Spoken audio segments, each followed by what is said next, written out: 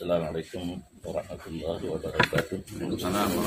Bismillah, alhamdulillah, wassalatu wassalamu ala rasulillah wa ala alihi wa ashabihi wa man tabi'ahum.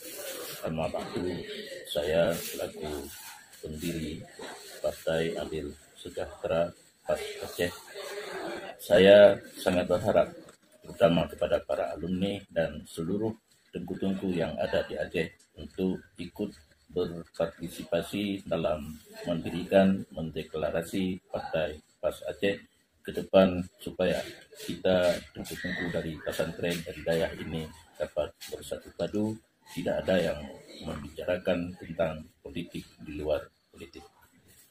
Kita yang mendirikan Partai PAS Aceh ini tidak memastikan pengikutnya dari alumni dayah.